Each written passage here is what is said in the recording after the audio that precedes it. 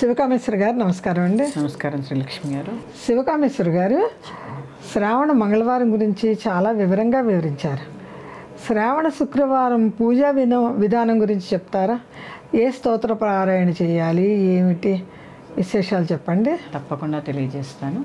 Telugu capital భక్తి TV వీక్షిస్తున్న ప్రేక్షకులందరికీ శ్రీమాత్రే నమః, శ్రీ గురుభ్యో నమః. చాలా మంచి ప్రశ్న అడిగారు. ముందు పూజా విధి విధానాలు తర్వాత చెప్పుకుందాం. దానికన్నా ముందు చెప్పుకోవాల్సినవి చాలా ఉన్నాయండి. దానికన్నా ముందు చెప్పుకోవాల్సినవి చాలా ఉన్నాయి. ఏమిటంటారు? అందులో ప్రప్రథమంగా వరలక్ష్మి వ్రతం అంటే ఆడంబరమైన పూజలు ఎక్కువైపోయాయి. ఆడంబరమైన పూజ. అవును, పూర్వకాలానికి ఈ కాలానికి చాలా తేడా తెలుస్తుందండి. పూర్వము అరగంటలో వరలక్ష్మి వ్రతం అయిపోయేది, 11ంటికి భోజనం అయిపోయేది, సాయంత్రం 5 ముత్తైదులు వస్తే కొత్త చీరగుంటే కట్టుకునేవారు, కాస్త శనగలు, చనివిడి, పండు తాంబూలం అయిపోయాయి. మరి అసలు ఈ రిటర్న్ గిఫ్ట్లు ఎక్కడి నుంచి వచ్చాయండి? వరలక్ష్మి వ్రతానికి రిటర్న్ గిఫ్ట్లు ఏంటండి? అంటే వచ్చిన ముత్తైదులను ఉట్టి చేతులతో పంపించాను. అవును, తాంబూలం ఇవ్వండి, మీకు స్తోమత ఉంటే ఇంకో వస్త్రదానం మంచిది కదా, 2 రవికల బట్టలు ఇవ్వండి, ఒకటి ఇవ్వకూడదు కాబట్టి. మీకు ఇంకా స్తోమత ఉంటే ఒక చీర పెట్టండి, సువాసనకి ఒక చీర పెట్టిన ఫలితమైనా వస్తుంది. కానీ అసలు ఈ రిటర్న్ గిఫ్ట్లు ఎందుకు ఇస్తున్నారు మీకైనా తెలుసా? అసలు ఎక్కడ ఏ శాస్త్రంలో వరలక్ష్మి వ్రతం రోజున రిటర్న్ గిఫ్ట్స్ ఇవ్వాలని రాస్తుంది? ఇక రెండవది, రిటర్న్ గిఫ్ట్లు ఇస్తే తప్ప వరలక్ష్మి వ్రతం అవుదా? కరెక్ట్ అండి. ఇల్లు చాలా శుభ్రంగా ఉంచుకుంటున్నారు, మంచిగా అలంకరణ చేసుకుంటున్నారు, బాగా అలంకరణ చేస్తున్నారు. ఇప్పుడు నేను చెప్పాను, భగవంతుడు నిరాకార స్వరూపుడు, కలశంలో ఆవాహన చేసి పూజ చేస్తాం. మరి అంతంత ఎత్తు బొమ్మలు, దానికి కాళ్ళు తగిలిస్తారు, చేతులు తగిలిస్తారు. అసలు తీసేటప్పుడు బాధ అవుదండి? అంటే భగవంతుడికి ఏ కాలు కాకిలి ఏ కీలు కాకిలి విరిచేస్తారా మీరు? అంటే అతికించిన దాంట్లోకి ప్రాణప్రతిష్ఠ చేసిస్తారా? కొంచెమైనా ఆలోచన వద్దండి.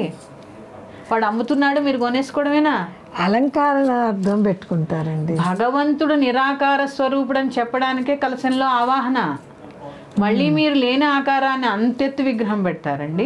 పెట్టి దానికి చేతులు అంటిస్తారు, కాళ్ళు అంటిస్తారు, చేతులు ఏంటి ఇప్పేటప్పుడు ఎంత బాధ ఉంటుందండి.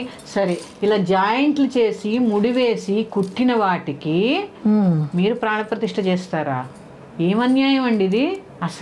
అసలు విగ్రహం అంటే ఏంటి, దానికి ఆ ప్రాణప్రతిష్ఠ అంటే ఏంటి, కొంచెమైనా ఆలోచిస్తున్నారా? ఎంతసేపు మీకు తోచింది, మీకు నచ్చిందే మీరు చేసుకుంటూ పోతారా? మన సంస్కృతి, మన ధర్మం అవసరం లేదా? ఎట్టుపోతోందండి సమాజం. పాత పద్ధతులన్నీ వేరైపోయినాయండి, కొత్త పద్ధతులన్నీ వేరైపోయినాయి. ఎందుకు వేరే? కాలానుగుణంగా మారమంటున్నారు కదా. కాలానుగుణంగా మారవలసింది ధర్మం, అలంకరణలు కాదు, పూజా విధానాలు కాదు. శాస్త్ర ప్రకారము ఏ వ్రతమైనా ఖర్చుతో కూడుకున్నది కాదు. ఇవాళ ఎన్ని లక్షలు వేలు ఖర్చు పెడుతున్నారండి వరలక్ష్మి వ్రతానికి. అవునవును, మగవాళ్ళ గుండెల్లో రాయి పడిపోతుంది. మగవాళ్ళు అంటారు, మీరు చేసే పనులకి బీదవాళ్ళు ఇలా ఉంటే తప్ప వరలక్ష్మి వ్రతం కాదేమో, మేము చేసుకోలేమని చెప్పి ఒక దండం పెట్టి బయటకు వస్తున్నారు. మధ్య తరగతి వాళ్ళు చాలా మంది ఉన్నారు కదండి. ఎటుపోతున్నారమ్మా మీరంతా? భక్తి ముఖ్యము, సమయ పాలన ముఖ్యము. సూర్యోదయా పూర్వమే లేచి స్నానాది కార్యక్రమాలు నిర్వహించుకుని ఇల్లు శుభ్రం చేసుకోవడం ముఖ్యము. అది చేయట్లా. ఆ రోజు పతితో, పిల్లలతో, అత్తమామలతో వాగ్వాదం దిగకపోవడం వ్రతం అంటే ఏంటి? ఎటు వెళ్తున్నారమ్మా మీరంతా? నిజమేనండి. ఒక్కసారి ఆలోచించుకోండి. ఇది నేనేదో ద్వేషంతోటో లేకపోతే దేనితోటో చెప్పుకున్నది కాదమ్మా, ఆలోచించాల్సిన విషయం ఇదంతా. ఎందుకంటే ఖర్చుతో కూడుకున్న పూజలు మన వల్ల కాదు అని, శ్రమతో కూడుకున్న పూజలు, శ్రమతో ఖర్చుతో కూడుకున్న పనులు మన వల్ల కాదని వేరే అన్య మతాల్లోకి వెళ్ళిపోతున్నారు. చాలా చాలా తప్పు. మనం అందరము కూడా జాగరూకత వహించవలసిన సమయం అండి. నిరాడంబరంగా, ప్రశాంతంగా, సమయ పాలనలో భక్తి శ్రద్ధతో అమ్మవారిని అర్చన చేయండి. లక్ష్మి అంటే అర్థం ఏంటండి? లక్ష్యము ఉన్నది లక్ష్మి. అవునా? లక్ష్యం ఉంటేనే లక్ష్మి. లక్ష్మి అంటే అన్నీ ఎల్లప్పుడూ వీక్షించేటటువంటిది అని అర్థం లక్ష్మి అంటే.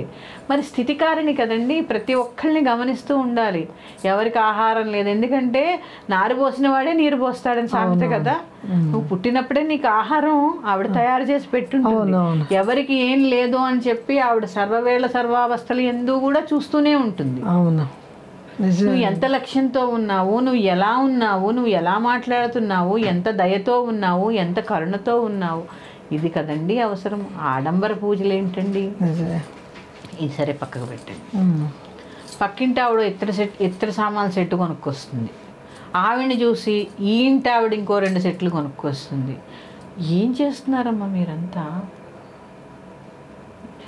పోని ఒకసారి కొనుక్కున్నారు, ఏదో సంతోషపడ్డారు, సంబరపడ్డారు, మీ దగ్గర ఆ యొక్క ధనాన్ని వెచ్చించేటటువంటి స్తోమత ఉంది.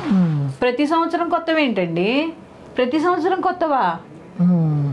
ఏంటిదంతా? అసలు వెర్రి తలలు వేస్తుందండి. వ్రతాలు నోములు అంటే భయం వేస్తుంది. భయం వేస్తుంది. మత మార్పిళ్ళు అందుకనే జరుగుతున్నాయి. భయం వేస్తోందండి. అందుకని మన ధర్మాన్ని కాపాడుకోవలసిన బాధ్యత ప్రతి స్త్రీ మీద ఉంది. స్త్రీ మీదే ఉంది. ఎంతసేపు ఆ అలంకరణ చూసి సమ్మోహనం అయిపోతే ఎలాగండి? నిజమేనండి. నేను మళ్ళీ చెప్తున్నాను, వ్రతాల్లో ఖచ్చితంగా కలశం పెట్టి ఆవాహన ఎందుకు చేస్తారు అంటే భగవంతుడు నిరాకార స్వరూపుడు అని చెప్పడానికే, అక్కడ అసలు ఆకారమే లేదని చెప్పడానికే. మరి నువ్వు రకరకాలు తెచ్చి అతికించి ఇలాంటివి చేయకండి అమ్మా, చేయకండి. హాయిగా కాసిన శనగలు, కాసిన 3 తమలపాకులు, 2 వక్కలు, 2 అరటిపళ్ళు, ఇంత చనిమిడి. చనిమిడి ఎందుకు ఇస్తారంటేనండి, కడుపు చలవ కోసం. తాంబూలం ఇచ్చినప్పుడు స్వీట్ ఇవ్వాలి, అందుకే చనిమిడి ఇస్తారు. నేను కడుపు చలవ కోసం, అదే చలవ స్వీట్ ఇవ్వాలి, అందుకని చనివిడిస్తారు. చక్కగా కొబ్బరి అన్నీ వేసి చనివిడిస్తారు, పచ్చి చనివిడిస్తూ ఉంటారు. అవునండి. నాగులు పంచమి చలవని చెప్పి వేడి చేసిన చనివిడి కూడా ఇవ్వరు. ఒక రోజు ముందు రోజు రాత్రి నానబెట్టి ఆ చనివిడి చేసి ఇస్తుంటారు. అందుకని సాధ్యమైనంత ఉన్నంతలో మీకు 10 మందికి దానం చేయండి. అది ఆవిడ చూస్తూ ఉంటుంది అక్కడి నుంచి. 10 మంది లేని వాళ్ళ చేత వరలక్ష్మి వ్రతం చేయించండి సామూహికంగా. ఎంత గొప్పగా చెప్పుకుంటారమ్మా మీ గురించి. నిజమేనండి. ఇవన్నీ ఒక పక్కకు పెడితే ఇక చీరలు, నగలు, ఇదొక్క అసలు చిన్న రూపు స్తోమత ఉంటే కొనుక్కోమన్నారు. అక్కడ చెప్పింది కూడా వ్రతకల్పనలో ఏంటండి, నీకు స్తోమత ఉంటే బంగారందో వెండిదో లేదా మట్టిది. అసలు అమ్మ ఆలోచించండి అమ్మ, మనం ఎటు పరిగెడుతున్నాము, అసలు వ్రతం అంటే ఏంటి ఆలోచించండి. నిదానంగా ప్రశాంతంగా పూజ చేసుకోవడానికి అలవాటు పడండి. పులిని చూసిన అక్క వాత పెట్టుకున్న చందంలో పూజలు ఉండకూడదు. మన ధర్మాన్ని నిలబెట్టవలసిన బాధ్యత మన మీద ఉంది, అంతే కదండి. అవునండి. ముఖ్యంగా మహిళలు ఆవు పేడ తేవాలి, అలకాలి, దాని మీద బియ్యం పోయాలి, దాని మీద వస్త్రం పోయాలి, పంచపల్లవాలు తెచ్చుకోవాలి. అన్నీ ఉంటాయి. సరదా వరలక్ష్మి వ్రతం అంటే నేను కాదనను, మిమ్మల్ని విమర్శించట్లేదమ్మా. సరదా అంతా కలశంలో చేసి శక్తానుసారంగా ఒక చీర, బంగారు కలశం పెట్టుకోండి, వెండి కలశం పెట్టుకోండి, అంతేగాని ఊరికి రిటర్న్ గిఫ్ట్స్ పేరు చెప్పి ఆ పేరు చెప్పి ధనాన్ని వృధా చేసుకోకండి. అది కరెక్ట్ అండి. చాలా మీరు ఇస్తారండి, మీకు స్తోమత ఉంది, మీరు నాకు ఇచ్చారు, నేను ఇవ్వలేనే, నేను రిటర్న్ గిఫ్ట్ ఇచ్చే స్తోమత నాకు నిజంగా లేదు, నేను ఎంత బాధపడతాను. నిజమే కదా. అరే మంచిది ఇచ్చారు, మనం ఏమి ఇవ్వలేకపోతున్నాం, మనం ఏదైనా చిన్న ఇవ్వాలన్నా కూడా ఇబ్బందిగానే ఉంటుంది కదండి. అందుకని ఆనందంగా చేసుకునేవే వ్రతాలమ్మా. ఆ రోజు ఇంట్లో కీచులాడుకోకండి.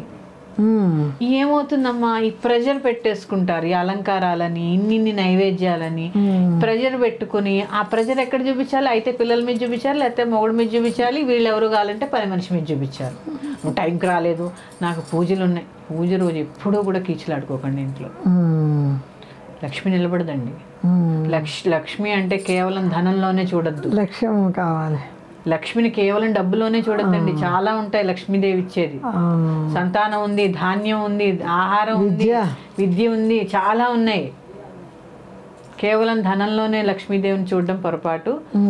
భక్తి శ్రద్ధలతో పూజ చేసుకోండి. మా యొక్క అంశంతో మీ ముందుకు వస్తాను. శ్రీమాత్రే నమః. స్వస్తి.